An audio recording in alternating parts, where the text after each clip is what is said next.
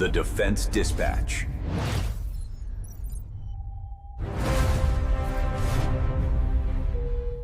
Ilhan loved the hijab. The fabric was beautiful.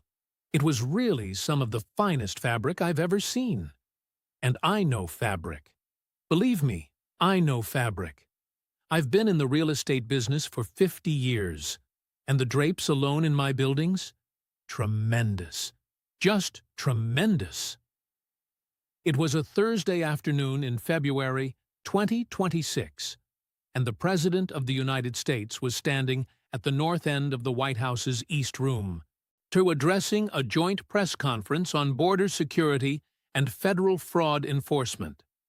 This was the kind of event where cameras outnumbered reporters 3-1, and every word was being clipped, captioned, recaptioned with different fonts, and uploaded to 6 different platforms before it even finished echoing off the marble and gilded walls. And it was then that he spotted the congresswoman from Minnesota's 5th District, sitting in the 4th row with her arms crossed, wearing the composed, or slightly elevated expression of a woman who had decided that whatever was about to happen would be in her fundraising email by 9 o'clock tonight. Ilhan Omar was ready. She was always ready. She had been ready since the AI-packed tweets in February 2019, since the "some people did something" clip went viral in April 2019, since she married her campaign consultant in March 2020, and since Republicans removed her from the Foreign Affairs Committee in January 2023. And through all of it, the death threats, or the security details, the floor speeches, magazine covers, censure motions, and viral clips, she had refined her public face into something close to an art form. A weaponized serenity. Calm, precise, unhurried. It was the face of a woman who had survived a civil war in Somalia, 4 years in a Kenyan refugee camp, and 12 years in American politics, all of which, she had concluded, were roughly equivalent in difficulty, and who had arrived at the settled view that the best possible response to any attack was to look like it had not landed. She had her phone in her left hand, screen dark, ready. She had 3 staffers in the back row with their laptops open. She had a response prepared for approximately 17 different versions of what might happen next. She had 3 staffers positioned near the back wall with laptops, open browser tabs, and pre-drafted response tweets waiting in the composed window. She had, in other words, a system, a well-oiled, battle-tested system that had been in operation for 7 years, designed for turning attacks into ammunition. What Ilhan Omar had not modeled, what her communications team had not stress-tested, what her political instincts had not processed, and what her confidence had ultimately, fatally, dismissed.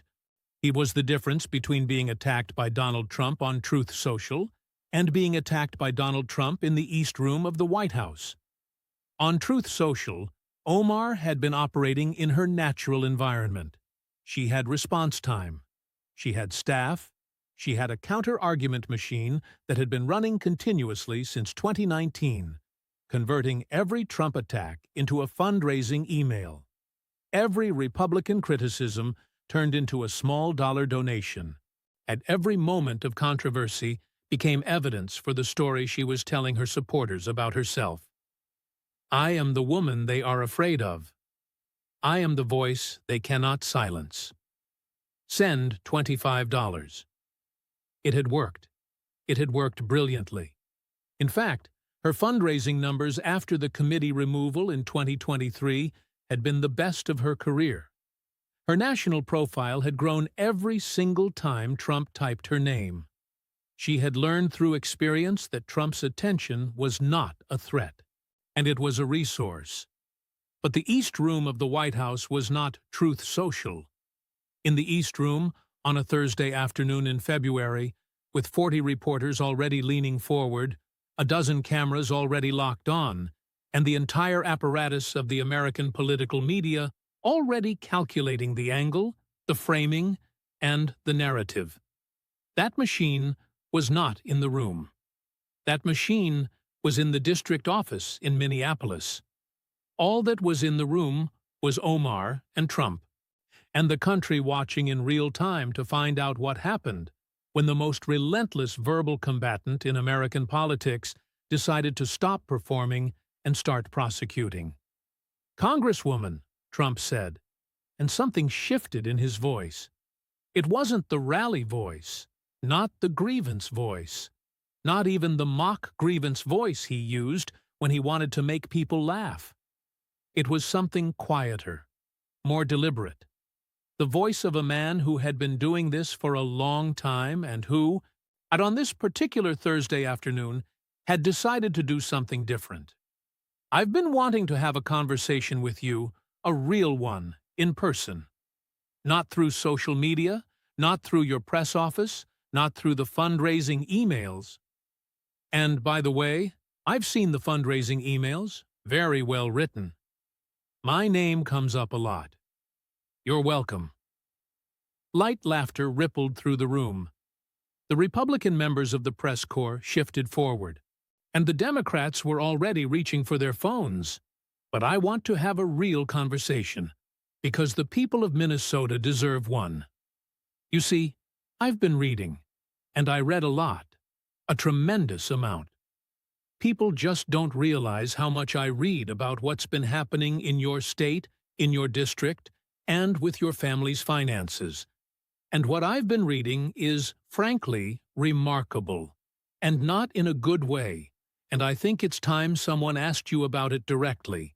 In a room, on camera, so the people of Minnesota, the people who sent you to Washington, who trusted you with their votes, who believed in your story, can finally hear the answers."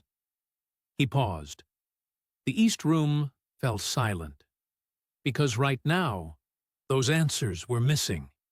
To really understand what happened in the next 22 minutes, and to get why a joint White House press conference on border security suddenly became the most downloaded political clip of early 2026, racking up over 94 million views in 72 hours, and taking over every show from Hannity to Morning Joe.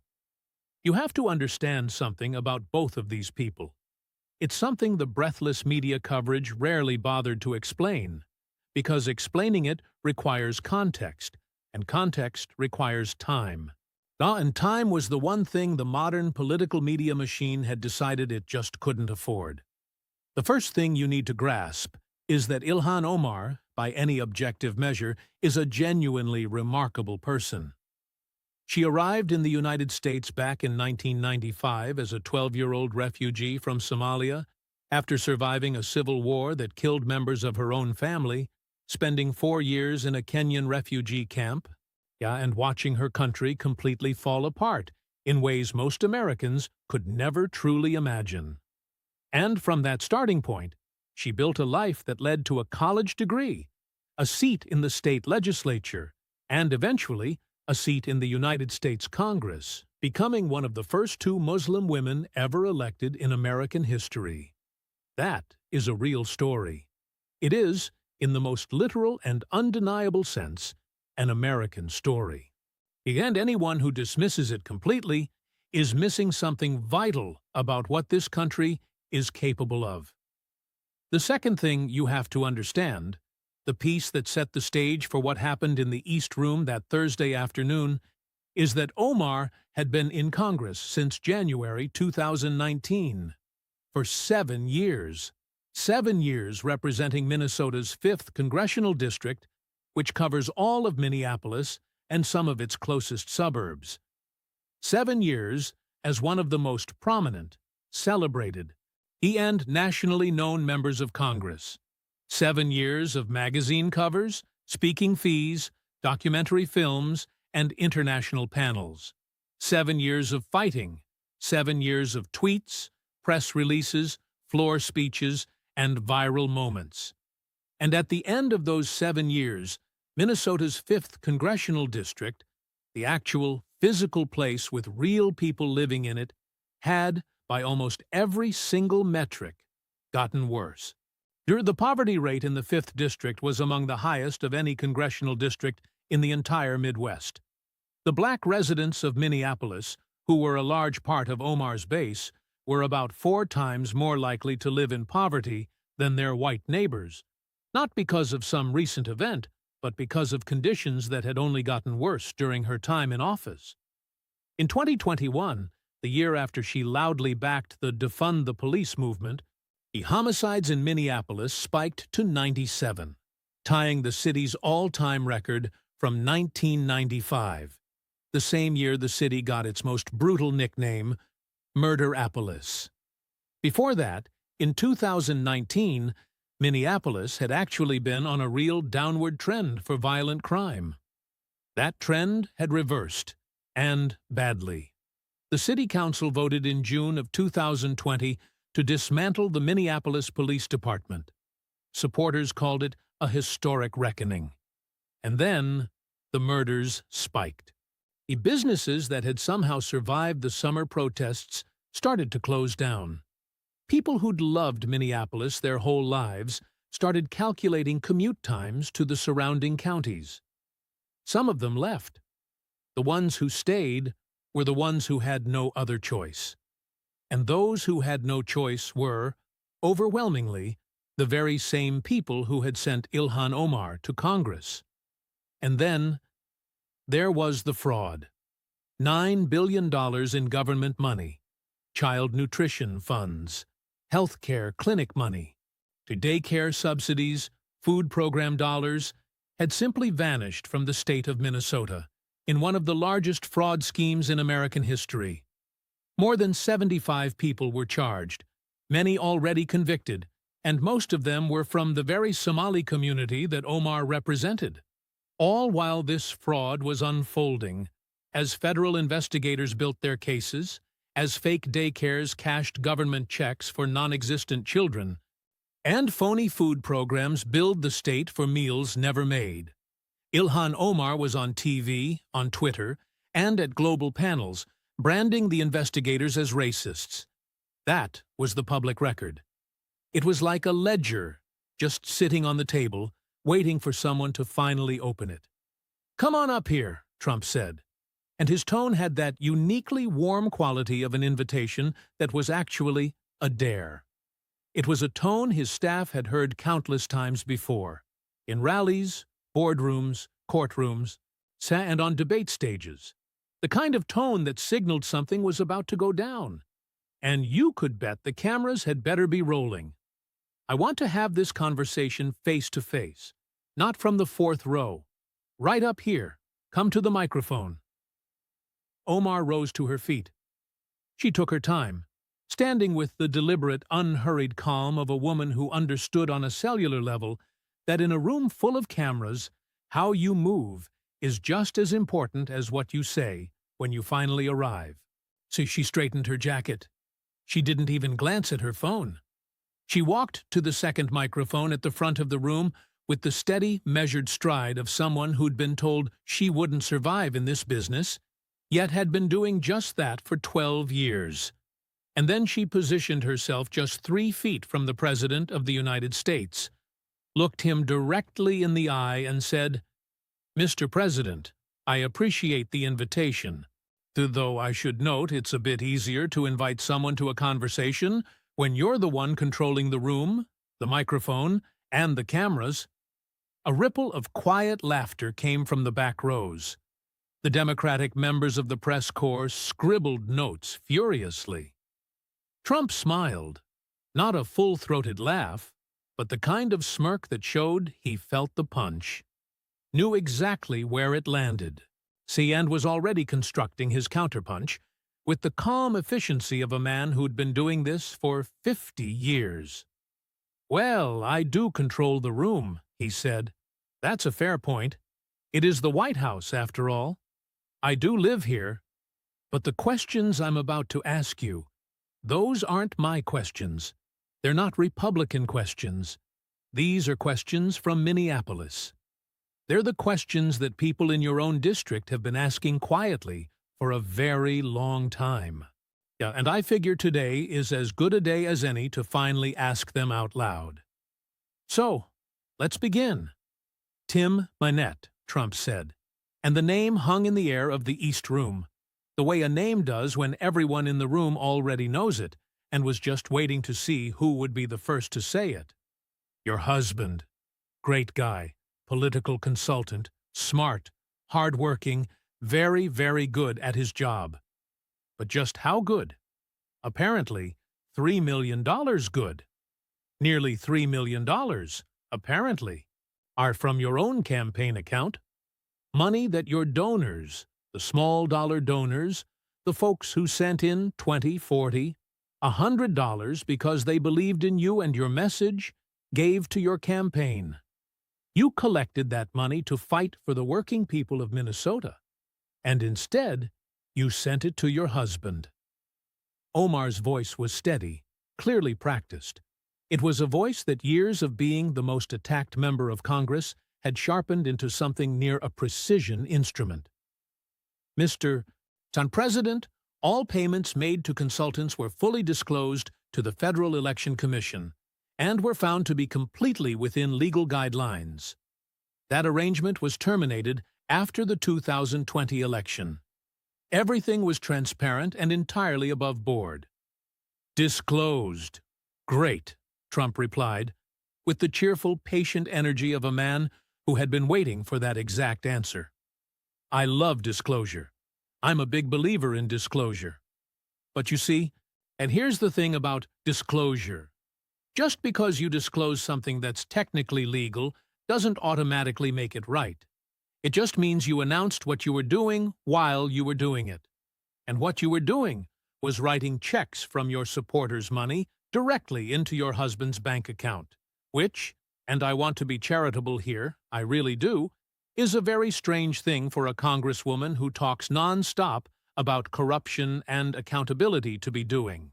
It's a strange look for a woman who built her career calling out powerful people for enriching themselves at the expense of ordinary folks, don't you think? He didn't wait for her to answer. But let's just say it was all fine and dandy. Let's say that $3 million was squeaky clean, totally proper, no problem at all. Let's talk about what happened next, because this is where it gets even more interesting.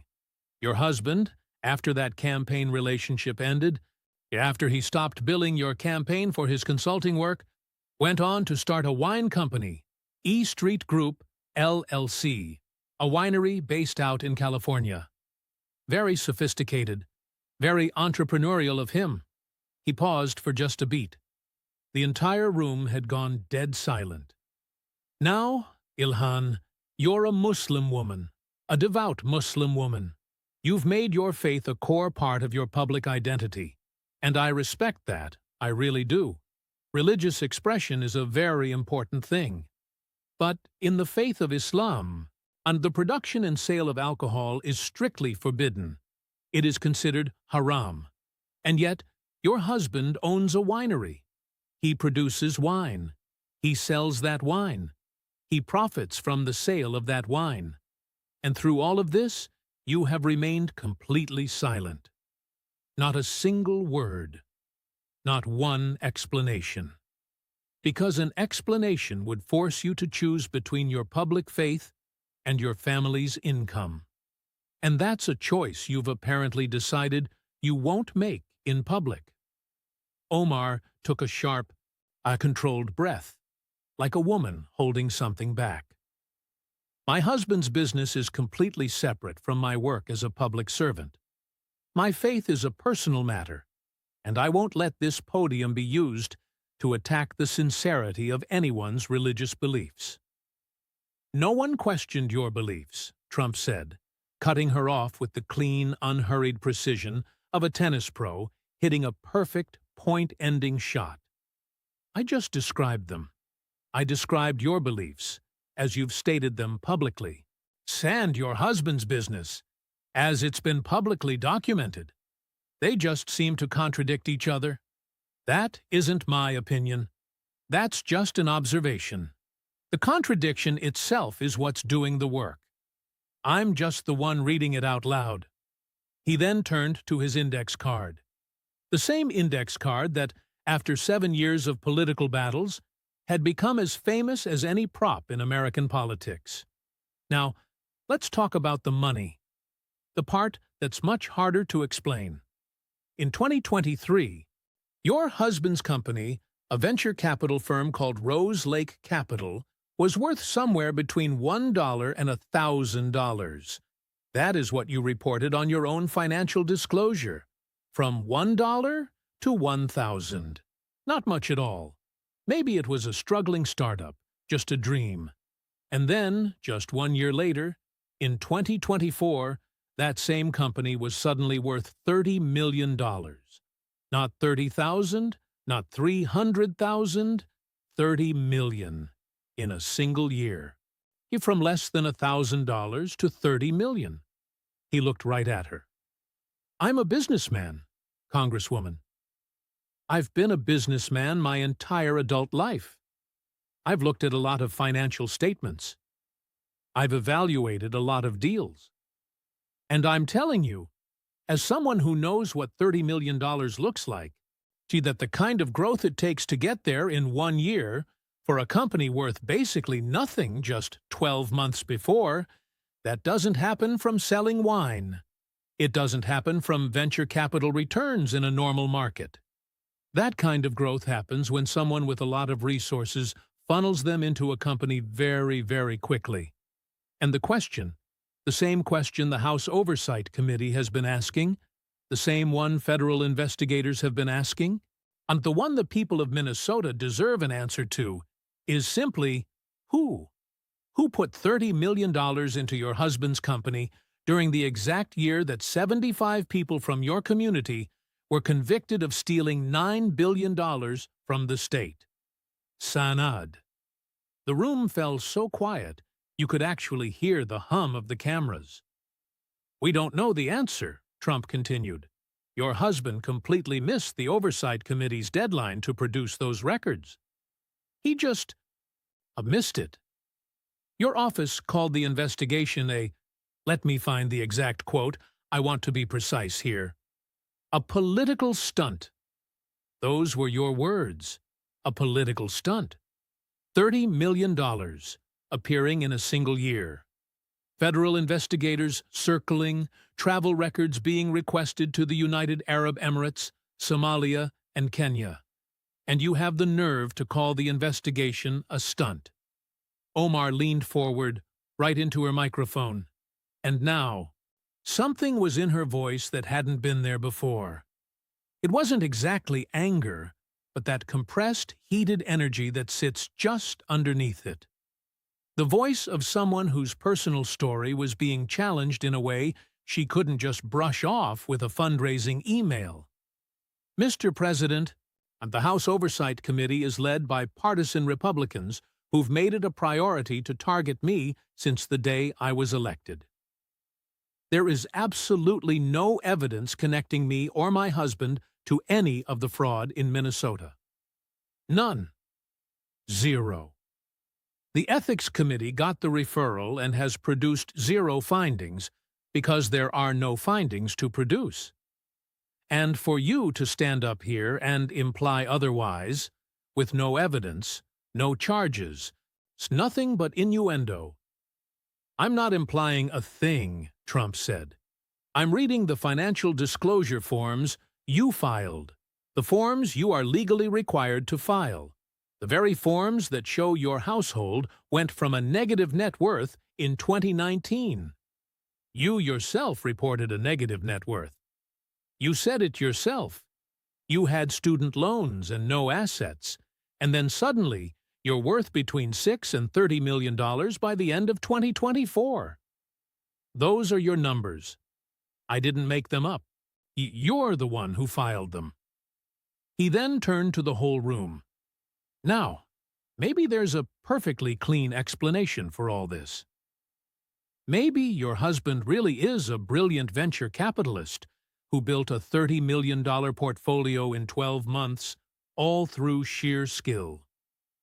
Maybe the investors are all legit, the records are all clean, and maybe the travel to 3 countries directly connected to a $9 billion fraud investigation is a complete coincidence. maybe. I'd love to know. So would the Oversight Committee.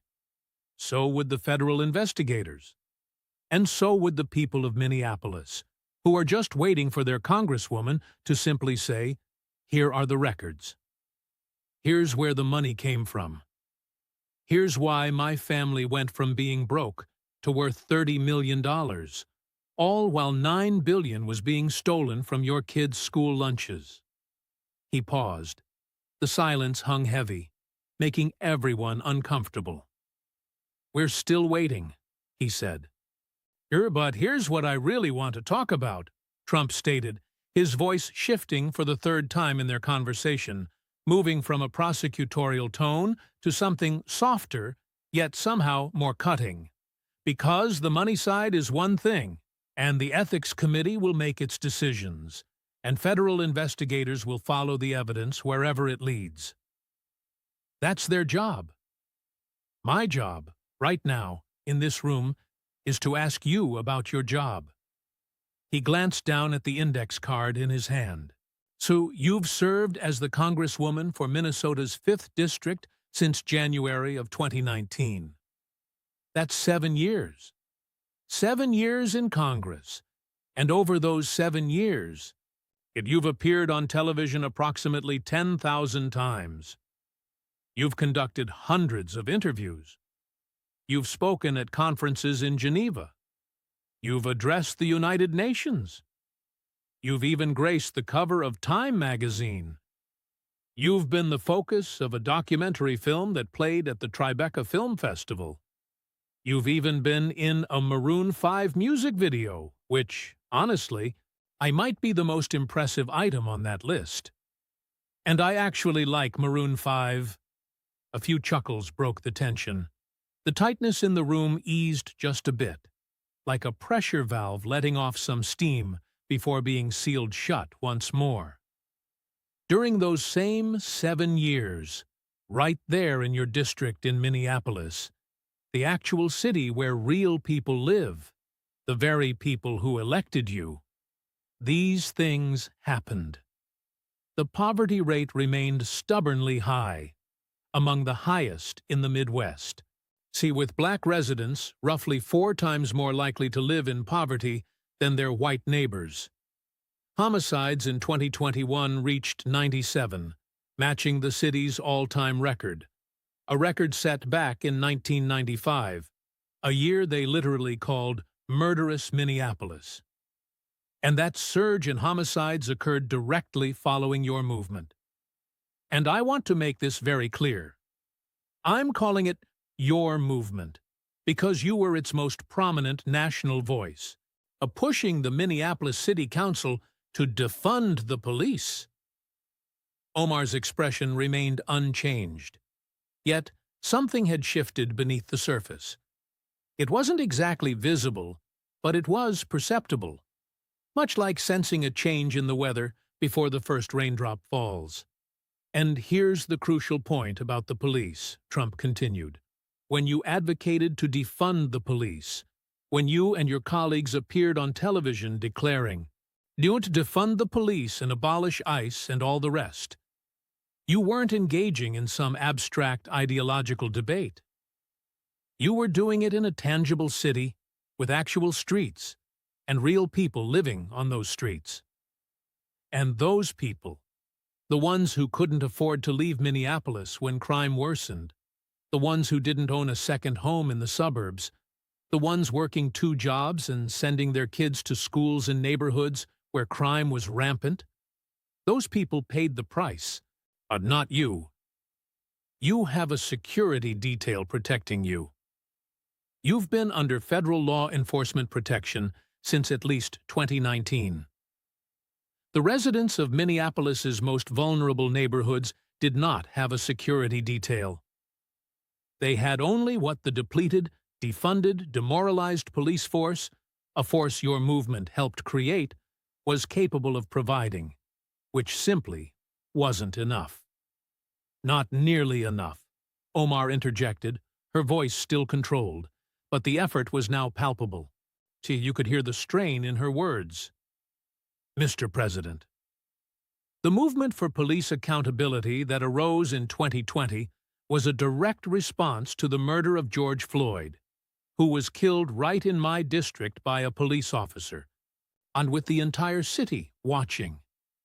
I will never apologize for standing in solidarity with the families who demanded accountability for that heinous killing.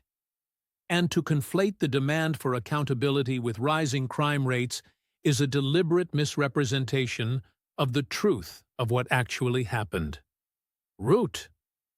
George Floyd, Trump said, and his voice transformed, suddenly and completely different now. Gone was the prosecuting tone, the hint of sarcasm. Instead, it was something far simpler, and the flat, plain tone of a man stating a fact he genuinely wished wasn't true. That was a tragedy. It was wrong. I said it was wrong. I said it at the time it happened. And the officer responsible was convicted and sent to prison. That, right there, is the system functioning. That is accountability. He looked directly at her. But here's the actual reality. There were 47 other homicide victims in Minneapolis in 2019, before George Floyd, before the protests. He and every single one of those additional 50 victims had a name. They had a family. So they had people who loved them and who are still grieving them today. And I genuinely want to ask you, because I don't think anyone has directly asked you on camera and held the microphone until you gave an answer, how many of those 50 people knew your name? How many of them followed you on Twitter? How many of them were alive long enough to donate $25 to your next campaign?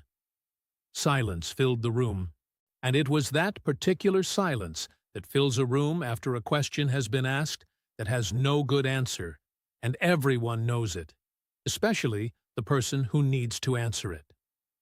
The people of Minneapolis don't need a symbol. Trump said they need a congresswoman. They need someone who comes home, who knocks on doors, who sits with families, and who asks the hard questions.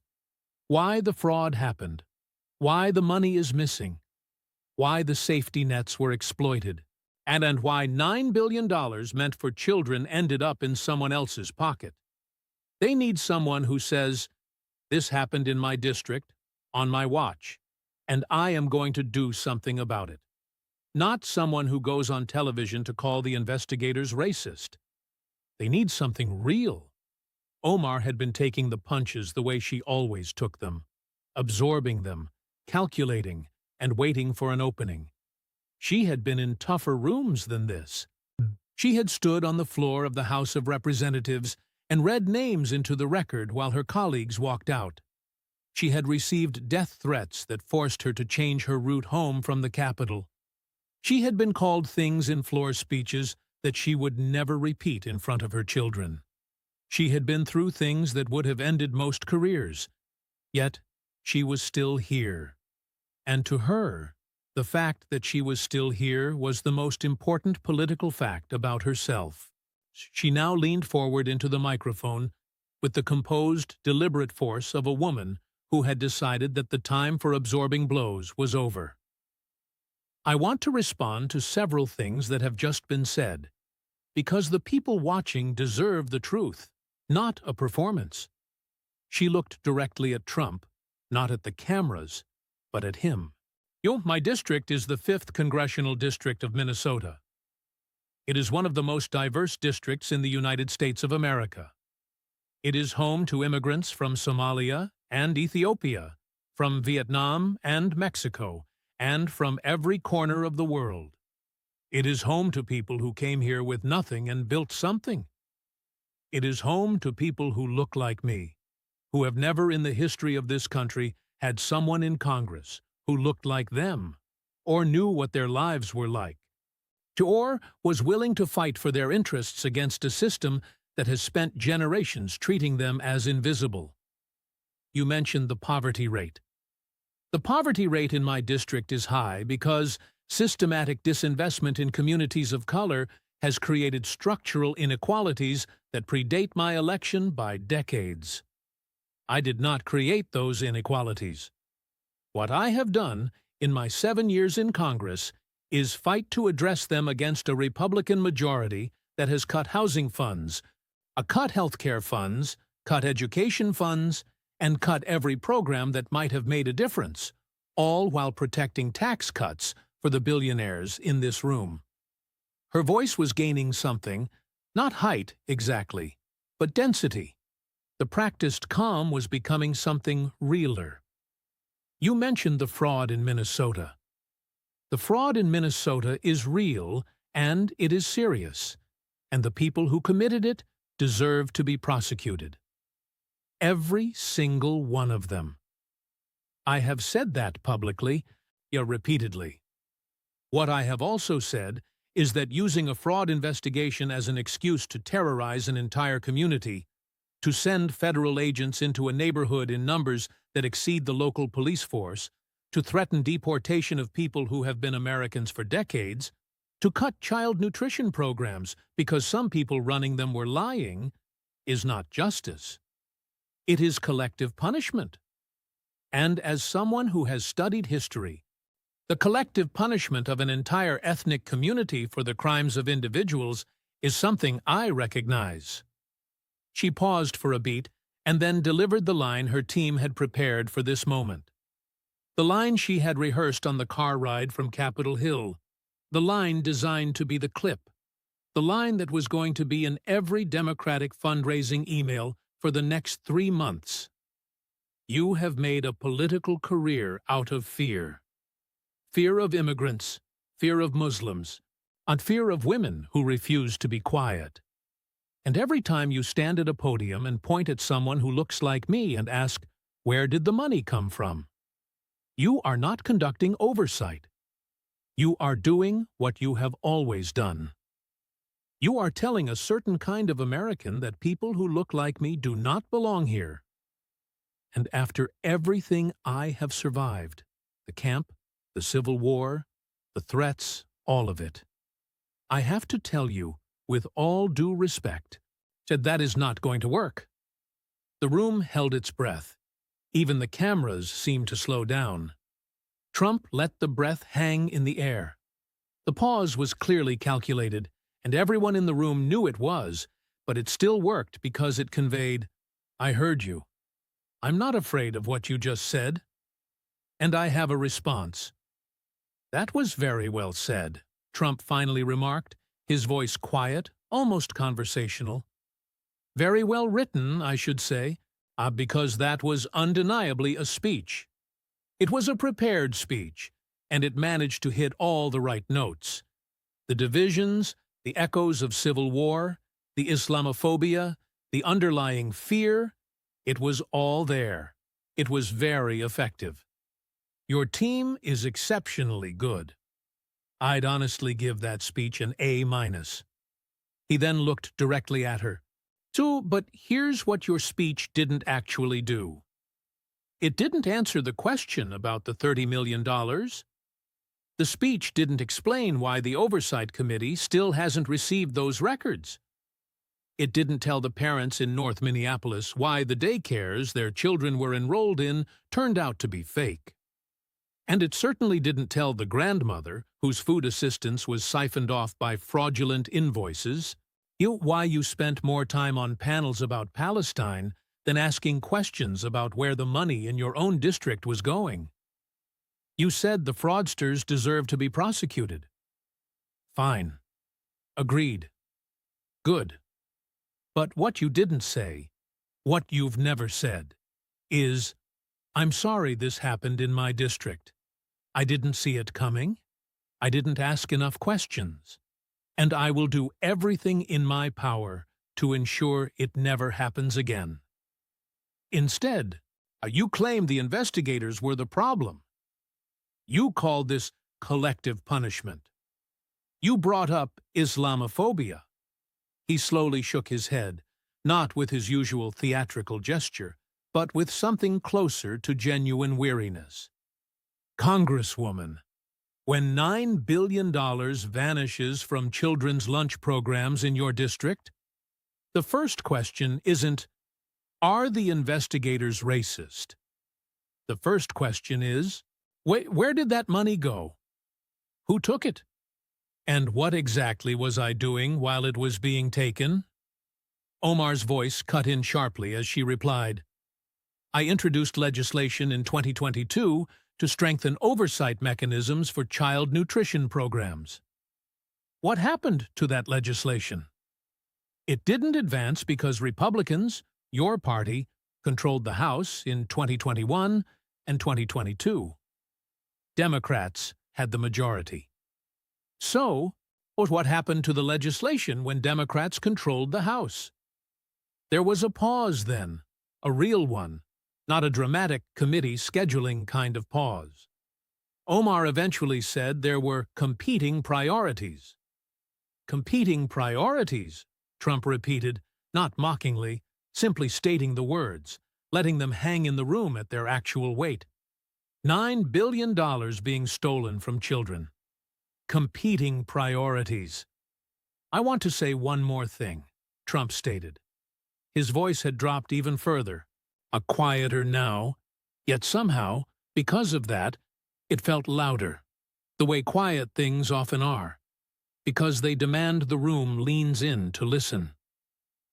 In March 2019, 7 years ago, you gave a speech to the Council on American-Islamic Relations in California, and in that speech, you chose to describe the September 11th attacks.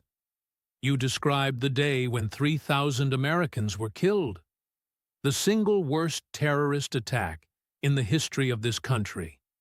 The attack that killed firefighters, our office workers, janitors, stockbrokers, and people from 190 countries who just happened to be in Lower Manhattan that morning. You described that attack as some people did something. The East Room became absolutely still. Some people did something, Trump repeated. He said it flatly, without inflection, without contempt, no hint of comedy. Just those words, hanging in the quiet air of the room. Some people did something.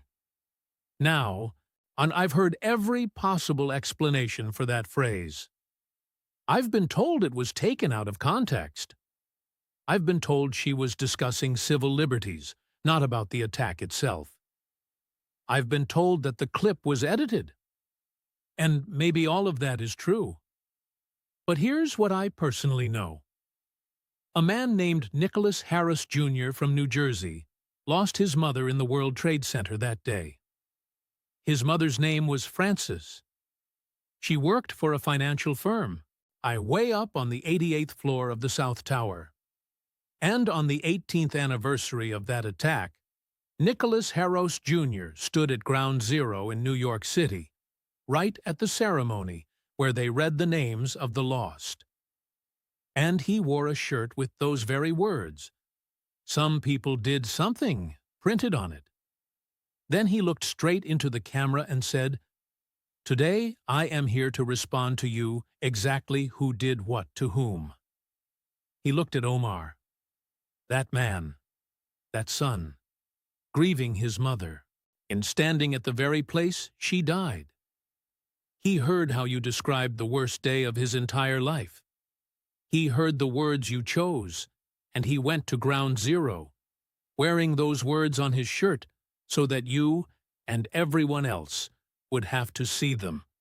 Because as the son of someone killed that day, he felt some people did something, simply didn't do justice to what his mother went through, what 3,000 people experienced, what their families are still experiencing. A moment of silence followed. I'm not saying you hate America. I'm not saying you're not American. I'm saying that words truly matter. What I'm saying is, when you're a member of the United States Congress describing the attack that killed 3,000 Americans, you owe it to those 3,000 people and their families to find words that are adequate for what happened. And some people did something is not adequate. It has never been adequate. And the fact that you have never, not once in 7 years, In 10,000 interviews and floor speeches and magazine covers, found different words for that moment is something the people of Minnesota's 5th District have a right to think about. Omar was very still. "You said I make my career on fear," Trump continued. Maybe some of my supporters are motivated by fear. That's worth examining. But what about your career? What are the emotions that your career runs on? Because from where I'm standing, your career runs on grievance. On the idea that America is a place that has done terrible things to people who look like you, and that your job is to fight back against it forever, regardless of what is actually happening in the city and the district you were sent to serve. That's a powerful story. It resonates. It raises money. It fills arenas. I know I have a story like that too. But stories eventually have to connect to something real. They have to connect to the streets, to the schools, and to the places where real people live. And when the story disconnects from the streets, when the Congresswoman is on television talking about Gaza while fake daycares are stealing from her constituents, when the Congresswoman is at the Tribeca Film Festival while $9 billion is disappearing from Minnesota, that is when the story stops being advocacy and becomes something else. He stepped back from the lectern slightly, not retreating, but repositioning, what the way a speaker does when they want the next thing they say to land in a different register. "I came to this country," he said, quietly enough that the room had to lean in. "Actually, my family came to this country. My mother came from Scotland. My grandfather came from Germany. They came with nothing. They came to a country that was not always kind to immigrants, and they built something. And I have spent my life building things, buildings, companies, a presidency. And I know what building looks like. Building looks like results. Building looks like something you can point to and say, I made that. That exists because of what I did." He looked at Omar directly. "What did you build, Congresswoman? Not for your career, not for your brand, not for the international panels and the documentary film and the 47 co-sponsored bills that never passed. For Minneapolis, for the people of the 5th District, for the grandmother in North Minneapolis whose grocery money was being stolen, for the kid in South Minneapolis whose school was underfunded, for the family who had a small business and watched it close while the city became, for 2 years, a place where nobody wanted to be. What did you build?" The silence lasted longer than any silence had a right to last in a room that contained 40 reporters. Omar spoke. "I represent more than 400,000 people in the 5th Congressional District. See, and I will put my record of advocacy for those people against any politician in this country." "Advocacy," Trump said. "Advocacy. 7 years of advocacy for 400,000 people in one of the poorest districts in the Midwest, and the poverty rate is the same. The crime went up and then came partway back down. $9 billion was stolen from children.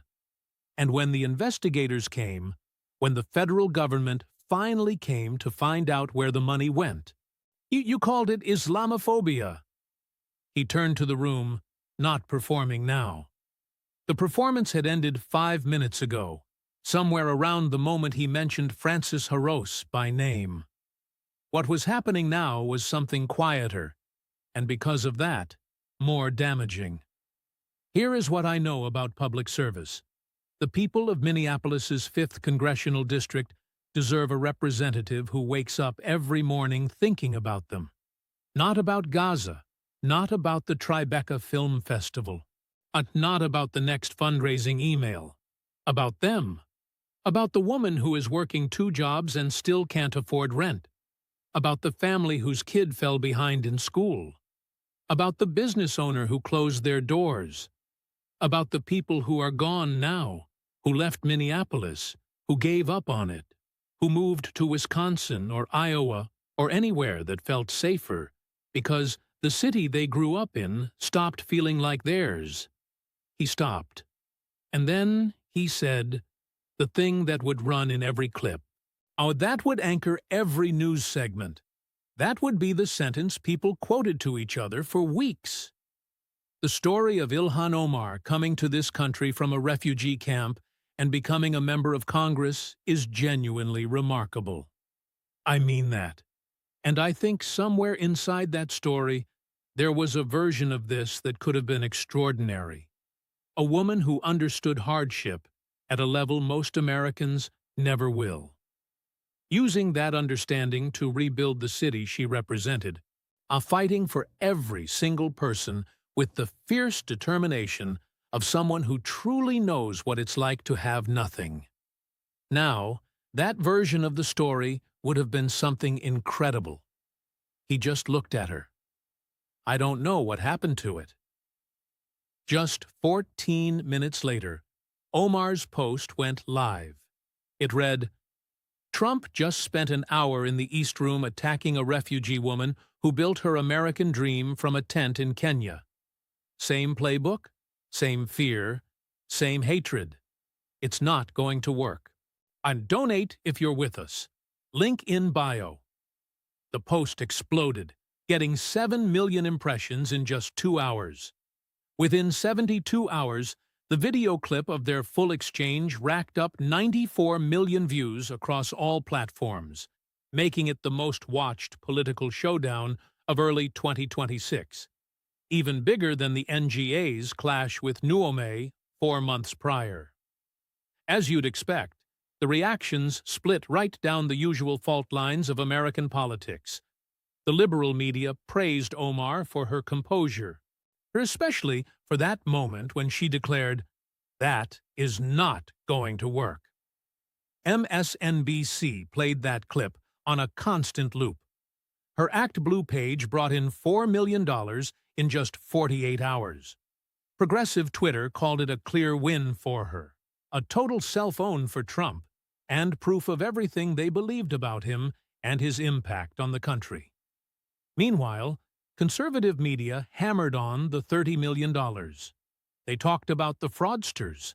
They brought up the defunding movement, and the 97 murders, and the failed oversight legislation. They replayed the Francis Harrow clip from Ground Zero with the sun on his shirt and those words printed across his chest. In fact, Fox News played that clip 17 times before 11 a.m. But there was another group of people watching, the ones who weren't already decided, the persuadable, the uncertain, those who had once supported Omar but were now starting to have questions, and even those who'd always disliked Trump but had also seen how Minneapolis had changed over the last 7 years. These people noticed something that the partisan coverage was completely missing. It was something you couldn't argue about on social media, or spin with a communications team, or turn into a fundraising opportunity. Omar never actually answered the question about the $30 million, and she had just called it a political stunt. Omar didn't explain how her household went from a negative net worth to somewhere between $6 and $30 million in only 6 years. Instead, she labeled that observation a disinformation campaign. Omar also hadn't addressed what her 7 years in office had actually produced for the real people in the district she represented. She had talked about advocacy, and when Trump asked her directly, on camera in the White House, on what she had built, her answer was that she had engaged in advocacy for 400,000 people, and that her record could stand against any politicians. Advocacy, 400,000 people, and 47 co-sponsored bills that never passed. Speaking off the record to Politico, a Democratic strategist delivered a line so good the reporter just had to publish it. They said, "The problem isn't that he attacked her on her identity. She's better at that fight than anyone in the country. And the problem is that when he asked what she'd actually done for Minneapolis, she had to talk about advocacy."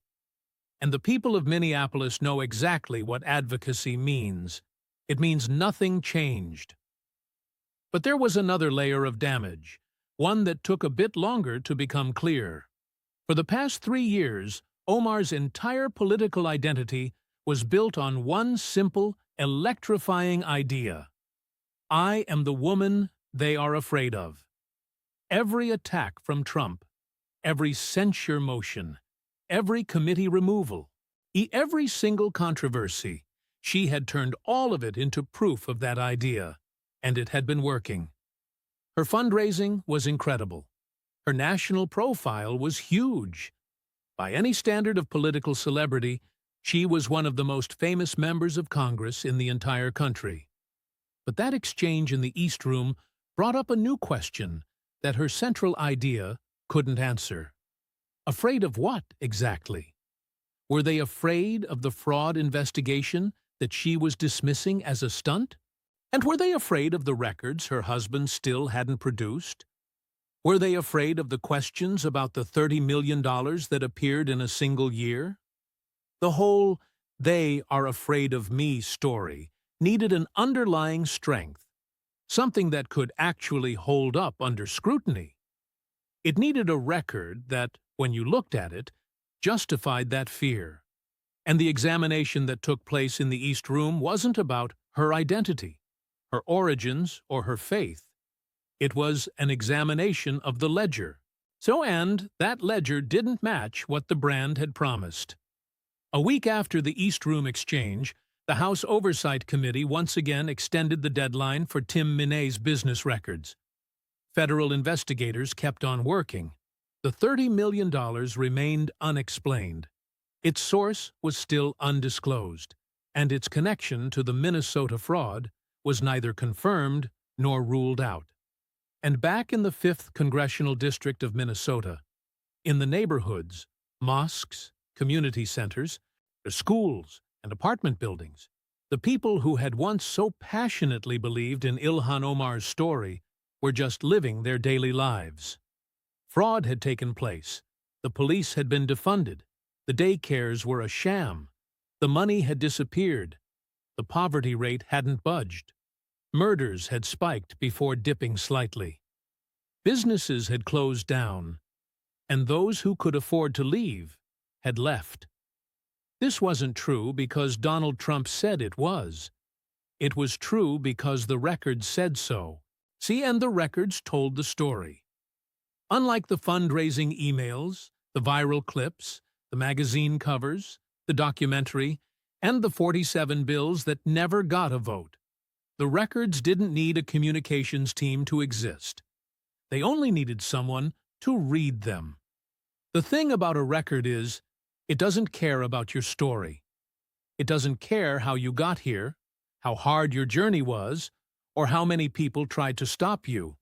A record is simply what happened. It is the sum of all decisions made, our priorities chosen, fights picked, and fights avoided. It's visible to anyone who bothers to look. It cannot be explained away with a speech, no matter how well written it is. It cannot be wished away by a viral post, no matter how much money it raises. In 2028 or 2030, or whenever Ilhan Omar gets on a stage in front of the wider American electorate and asks for something more than she's already been given, someone will ask her about Minneapolis, about the fraud, about the $30 million, about the 97 murders and the defunded police department, and the 47 bills that never passed. Someone will ask her what she built, and the answer won't be in a fundraising email. It will be in the records, in the numbers, in the city, in the district, in the people who are still there, and in the people who left. Not because Donald Trump put those questions on the table, but because Minneapolis did.